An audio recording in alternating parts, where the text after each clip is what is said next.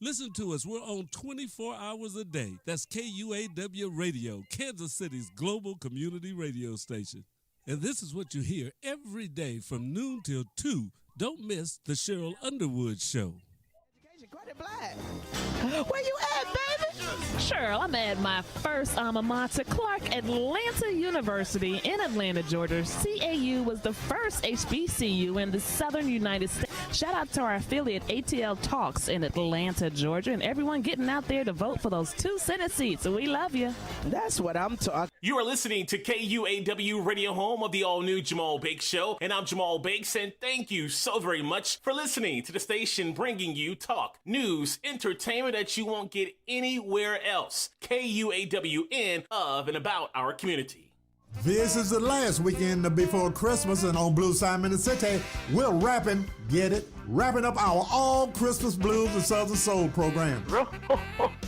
Gene Bailey. We have a very special guest that you will definitely enjoy, and we'll hear from some of the artists that sing the Christmas blues. Join me, Gene Bailey, for Blues Time in the City this weekend before Christmas, right here.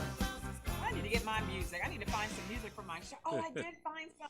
This is comedian Janelle Banks, and you are listening to KUAW, Kansas City. Ready to go. KUAW listeners, this is Carl Boyd for Wave Your Grades, coming to you every Saturday from 1 until 2 p.m. right here on KUAW. This program features American students striving for excellence in honor of our troops and American veterans, encouraging American students. Please join us every Saturday from 1. Alrighty. Well, hello there. Welcome back to another show of a Digi Sis in the Digi World. I am Ina P. Montgomery, and I am the founder and executive director of Urban Tech, where the TEC is the acronym for Technology Empowered Communities. And I work to try to help close that digital divide that I feel, unfortunately, is getting just a little bit wider during these COVID times. So as you see, or will see, I've got a guest today. I'm going to run that information by her and see what she thinks about that. And so I am so glad to welcome Christine Chandler of the Center School District. And she has been working in the area of education technology for several years, several different roles. I know more recently with First Robotics. And so Christine Chandler, if you could introduce yourself and tell us a little bit about what you do, and then we'll have our conversation here. Absolutely. Thank you so much, Ina. I'm so glad to be here with you. As Ina said, my name is, everyone calls me Chrissy. So Chrissy Chandler, and I have the privilege of teaching in Center School District. I've taught there for about the past 7 years.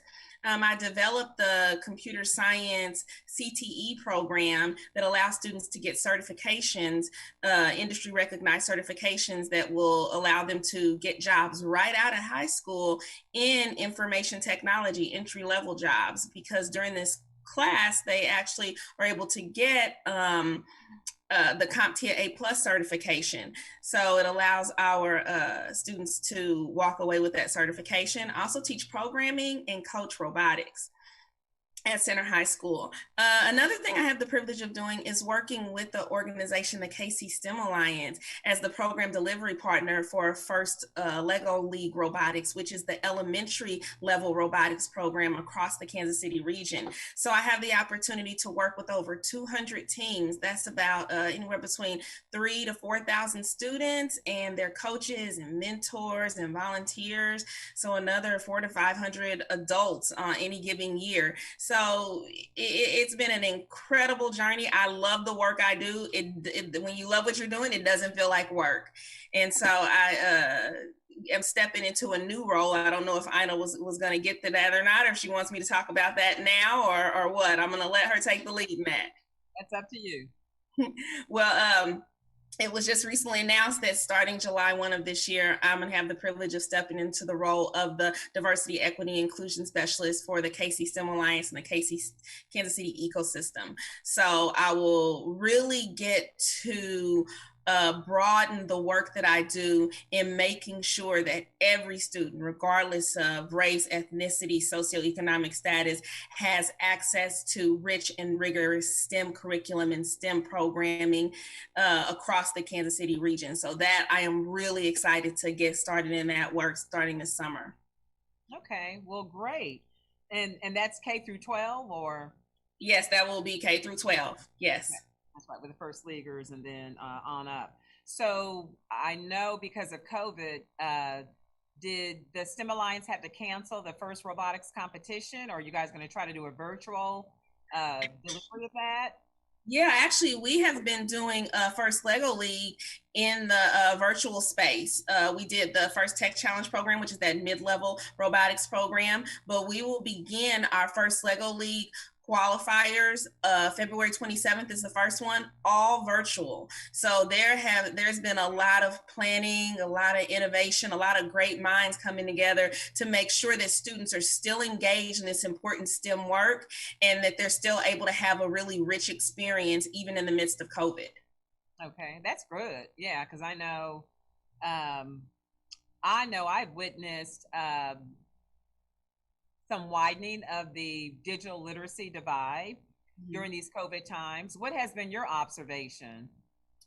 You know, we at Center especially, I can say, and in my work with the KC STEM Alliance, we work really hard to make sure that equitable strategies have been employed even in the midst of COVID, that all students have, as much as possible, equal access to remote learning tools.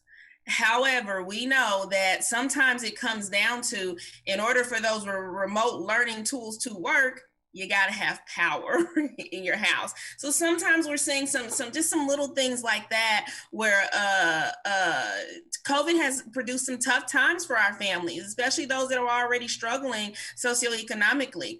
So we are seeing some problems there with students having access, not because the district didn't provide it, or not because the KC STEM Alliance or other STEM or education entities haven't provided the access, just because of the struggles that our families are facing because of job loss and homelessness with everything that's going on with this pandemic. And can you tell us about you talked about some of the strategies of engagement. Can you tell us about that? Because I know, because First Robotics is an after school program, right? It's not in school. There are some districts that do First Robotics during the school day as like a specials, or even we'll push it into an elective computer science class. But for the most part, it does take place in the after school space. All right, because I know some organizations like me have been challenged with, the kids are already online all day. How do we get them, to return at, 3:34, 4 o'clock, 4:30, whatever, for this extracurricular activity? So can you talk a little bit about that, your strategies of engagement?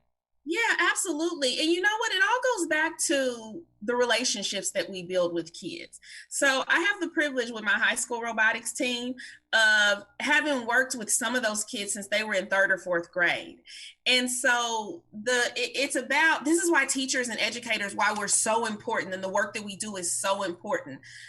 A good teacher can build a relationship with a child that will have them come looking for you no matter what the circumstances are. So because of the relationships I've had the privilege of building, it's been real easy for me to say, hey, we're having a robotics meeting online, and then throw something else fun in there for the kids that's just a little bit outside of robotics. We did one day we had a robotics mashup, and we called it a makers mashup. So we started the beginning of it with like makerspace type thing, and had the kids show things that they had made at home from everyday products that they haven't had at home.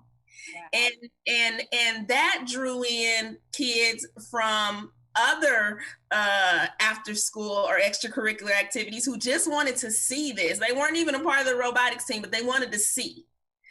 So just that idea, we have to be creative. So focusing on those relationships we've built and leveraging those to draw the kids in, and then throwing out some extra little incentives to keep them engaged and interested and get them there with you. And then in the end, you can kind of get them doing the work that you want them to do. Right.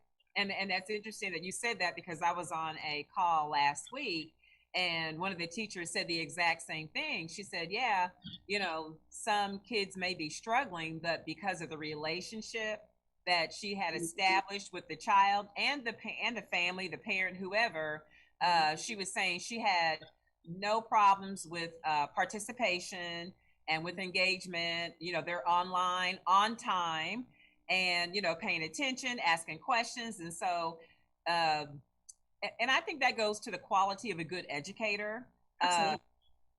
And someone like you and like her, who's got that passion for education and wants the student to be successful. That's where the focus is, and not, unfortunately, like some may have, this is just a job, you know, can't get the kids to come online, you know. And I've been in a couple of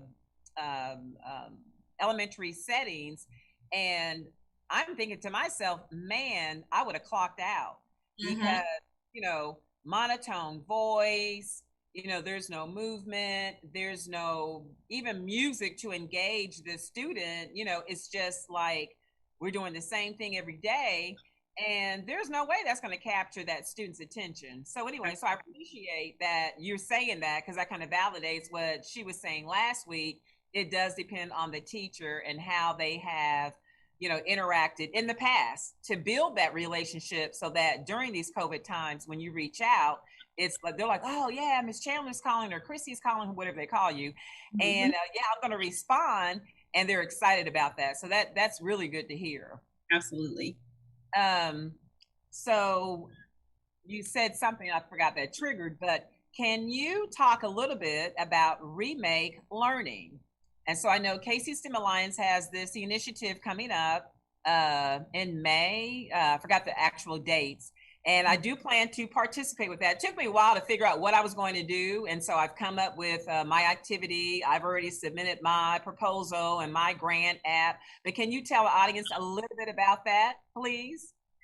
Let's see, a little bit. I'm caught off guard here. This is, but no, that's okay. That's okay. I know just enough. So Remake Learning Days, it's actually a initiative that takes place across the United States, where various STEM ecosystems are engaging their communities to come up with creative activities that show how we are rethinking and re-innovating education and learning.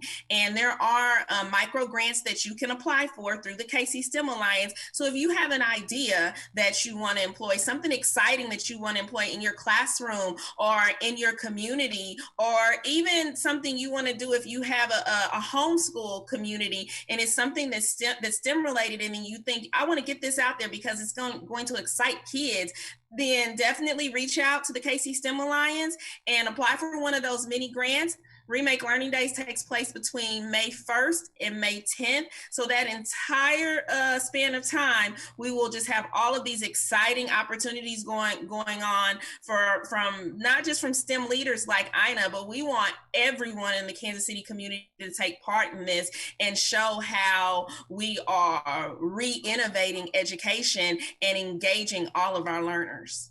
Yeah. And education needs such a facelift. I think that, you know, any opportunity, and that's why I really appreciate that whole Remake Learning, because, you know, this is not the industrial generation, you know, of kids, or agriculture, you know, of kids. Yes, those industries and those kids still exist, but for the most part, we do need different ways to reach them.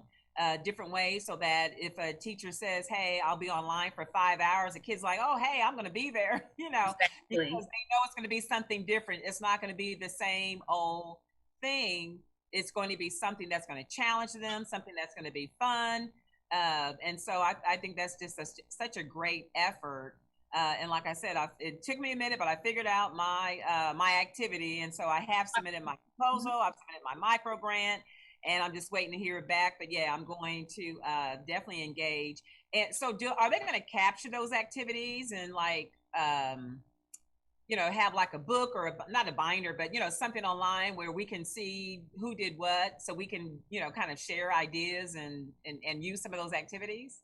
Absolutely. This is all about a sharing of ideas, and then just sharing experiences and sharing the great work that's going on in our city and in our region. So yeah, there will absolutely be access to those great ideas and the great projects that people are doing across our region during the Remake Learning Days time period. Okay, thank you. So one thing I did want to go back to that you mentioned, and you probably did tell me, but I did not know. You said that you wrote the CTE plan for center. So several years ago, I used to work in information technology in the Center School District, and decided that I had a great mentor in my director of information technology, and he said, I think you are a teacher, and I think you should go back to school and get your degree to teach. And so I did that. And after I did that, my original undergrad degree is in elementary education, and I'm certified to teach early childhood through 6. That's one of my certifications. But just as I was getting ready to start applying for elementary jobs, the one of the principals at the alternative school actually approached me and said, I think that you should come here and develop a computer science CTE program. And I was thinking, okay, alternative school, high school kids, that's a little terrifying. I'm supposed to be teaching kindergartners, but okay, you go through, you pray about stuff, and it's like, okay, maybe this is the direction I'm supposed to be going, because this is too weird to not be something I'm supposed to be doing. So once I got done with my student teaching in a 3rd grade classroom, I student taught 3rd grade. I then just started doing some research. What would this look like? What do our kids need to learn? Because her point was, especially at the alternative school level, they need to graduate with something other than just a high school diploma. So, and I was kind of uniquely qualified because, as we found out through research, in order to get the certifications you need to teach those CTE computer science classes, you had to have worked in industry for 4,000 hours. Now, of course, the principal that was asking me to do this, she knew that, I didn't. And so it was kind of a unique situation where I got this person who could actually be certified to teach these classes, get our kids practical arts credits, and then get them certifications. So I worked with Lisa Euler in Summit Tech. She's the cybersecurity and computer science teacher there. And she really helped me put together what I wanted these classes to look like. So I found the resources to teach the class, the interactive labs the kids needed, the textbooks, and built a program for the alternative school that really engaged the kids in an industry experience that prepared them for jobs in computer science once they graduated from high school. Okay, wow. So do you have any status of any of the kids that took those classes or got certified? Are they still currently working in IT or what? Well, when I started, we realized the alternative school, it was a bit more challenging. Over there, when I was at the alternative school, I did it for 2 years before they decided to move me to the high school. They wanted to get to a bigger audience. And so at the alternative school, I was able to get one child certified. And at last check, he was actually doing work in the IT industry. And then another couple of the kids that took the class, maybe didn't pass the certification test, but took the class, they when I checked with one of them, they were doing some work in the IT industry as well. Over the past couple of years, I've able to get, last year we had 6 kids sit for the certification test. Out of the 6, 5 passed. 2 of them actually worked in the IT department last summer, making some really good money. So they got to work in the IT department at the school district. And one of them who got the certification just entered college in Texas, and he is majoring in cybersecurity. He graduated last year with the certification and went to Texas. I cannot remember the name of the university, but he is majoring in cybersecurity. That's good. That's good. Because the certifications are such a game changer. Mm-hmm. You know, taking, I'm not even sure how many hours your class was, but just taking that class, which is less than, I think, the time you would sit for a college course. Is that fair or not? You know what? Yes, it is a little bit less, because I remember when I took the equivalent class in college, you know what? This would probably be a little bit less. Mm-hmm. Yeah, and it's free. So to get that certification and to start a job, because I also taught a security fundamentals class for the Microsoft Technology Associate certification, and coming out the block on that is at 40,000. Mm-hmm. So that is such a game changer for a student, especially from, in urban core. And I know for any student, but my passion. And so, to be able to graduate from high school, take a certification class and be able to start your career. Now, I'm not saying in lieu of higher education, whatsoever, because you and I know, as far as a career track, you can sometimes only go so far unless you have that additional credential and that 4-year degree. But there's so many ways that kids now can, get the certification, get with the right company who will pay for that 4-year degree. Their options are limitless as far as how they can structure their career. And yeah. So, one of my students that got it last year, and I rarely allow sophomores to take the class. You usually have to be a junior.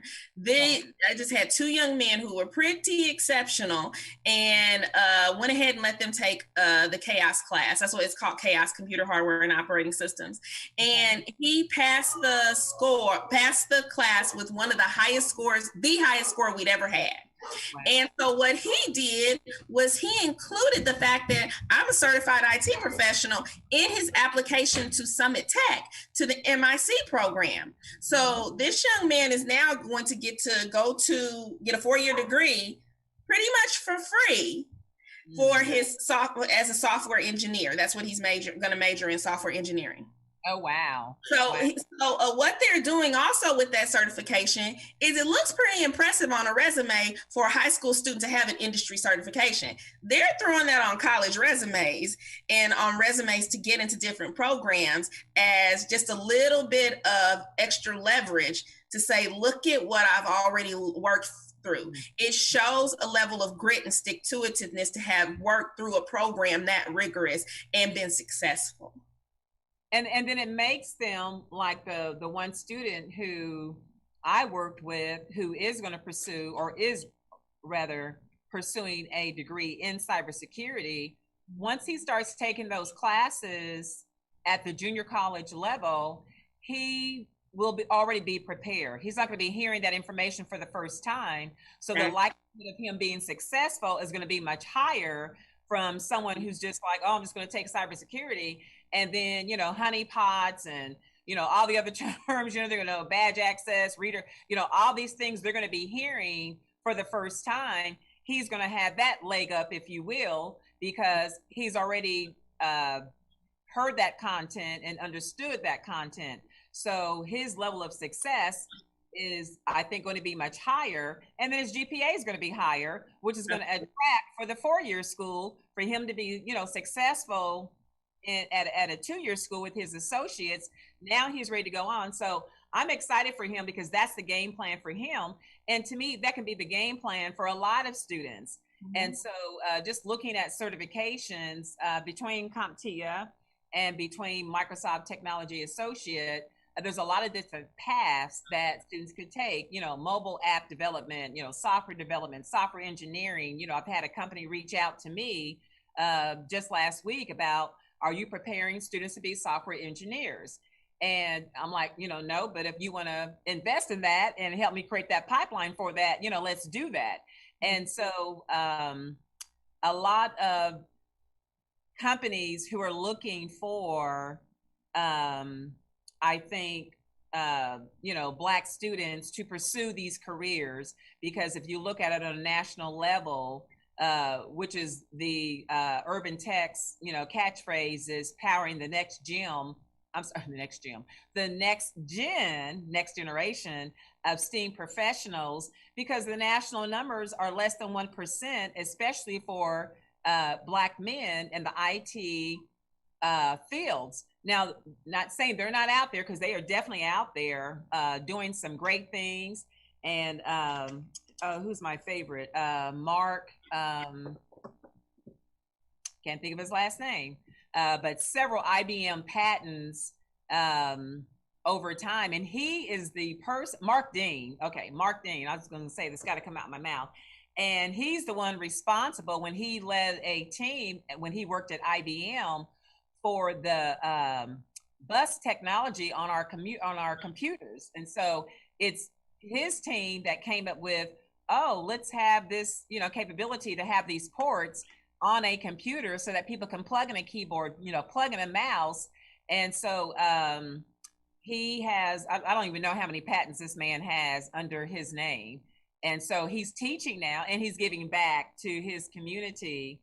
So we know, and there's so many other, who are out there, both, Black men and women. In fact, for Black History Month, will have those people paying tribute to a lot of the contributions of Blacks in technology up on my website, because there's just so many people who are out there. But in terms of the certification, can you tell me about like your contacts with industry on that, or have you had conversations with them? Or is that something you may be doing in your new position with KC STEM Alliance as a diversity and inclusion officer? So contacts with industry have when we're talking about the from the aspect of as a teacher, usually what I do is I do a lot of, especially around with robotics and whether it's computer science, bringing in industry mentors and trying to make sure that the mentors look like my students. I am a big believer in they have to see it to be it, because kids have told me that before. What makes you think I can go to college? What makes you think I can get a master's degree? You're the only Black person I've ever seen with one. They'll tell you that. Their kids are real honest. So I always make sure that, or try really hard to make sure that when I bring someone in to mentor them or talk to them, that they look like them. I had some really great connections with Honeywell. They invited out my robotics team to do a demonstration, and I was able to make some really good connections and bring 2 African-American engineers in to mentor the robotics team. And they had a really, really great season. As far as industry connections around computer science, this has been a rough year with COVID. COVID took one of our big industry connections, and that was the Microsoft store. They were great partners. And so now they're gone. So those are some connections I'm going to have to rebuild. But we also have some mentors from Cerner that come in and work with the computer science kids as well, who are a programming mentor, and another programming mentor. Oh gosh, what is she? He works at Honeywell.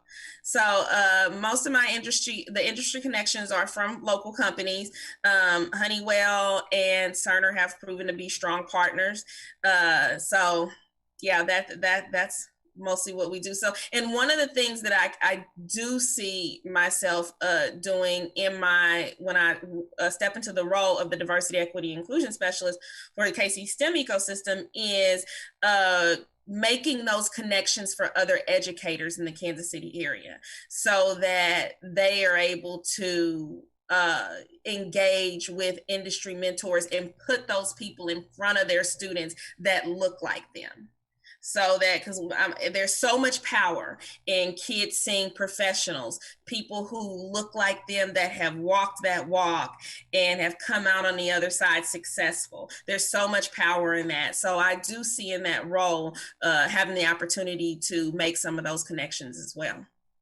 Yeah, that's good. And you say the same thing I say, except I say it different. You can't be what you can't see. Mm-hmm. And I'm seeing, a Black woman or a Black man as a civil engineer or structural engineer, whatever type of engineer, or a computer scientist or an inventor.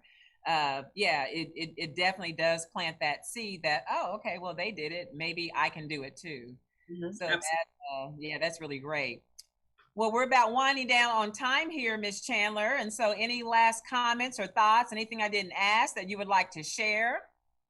No, not really. I just thank you so much for the opportunity. And as always, Ina, I appreciate and love the work that you do and your passion and commitment to the Kansas City area, our urban core, and our students. So yay to you. I appreciate you. And thank you so much for having me. Thank you. No problem. And good luck in the new position. I'm sure you will do fine because you're such a rock star. Thank you. No problem in everything that you do. And so I am looking forward to next week. I have Andrea Ellis lined up. She is with the Kansas City Public Library System, and she's housed at the Southeast branch when they're open. And so they're actually doing, of course, I think virtual things going on right now. So anyway, I'll have a conversation with her next week. Oh, one thing I wanted you to mention, I think it's the 3D, 2D modeling thing that you're doing. Can you just, are you still doing that? In my robotics tech, yes, the using 3D printers and AutoCAD to model out things in the kids 3D print. Yes, it looks a little different virtually, but yes, I am still doing that. Yes. And I just think that's so great. I mean, these are the kind of opportunities that the kids need. And I think, I'm sure like you, kids are so smart, just give them the opportunity. You set the bar high, they're going to come up there. They're going to definitely come up there. And if they don't understand something that we're saying, we already know they're going to do what? They're going to YouTube it. They're going to they can find out, I'm doing that more now myself. Like, okay, I can't figure this out, so I'm going on looking at several YouTube videos. But I just think it's so great that the technology is out there the way that it is. And it gives us backup, it gives us support so the kids can explore more things that, they probably never even thought about. And so just, looking forward to Remake Learning, looking forward to you in your new position, looking forward to working with you in your new position as we try to, make technology, just like Mr. Walker, who's here as well, just trying to make it more accessible and exposed for, students in the urban core. Absolutely. So that is my time right now, you guys. Hopefully you got something good out of this. Reach out to Christine Chandler. She's right now in the Center School District. If you would like to talk with her more, I hope you don't mind me saying that, Christine. Absolutely, please do. I am, again, Ina Montgomery, founder, executive director of Urban Tech, and I am simply a Digi sis in a Digi world. Signing out until next week. See you guys.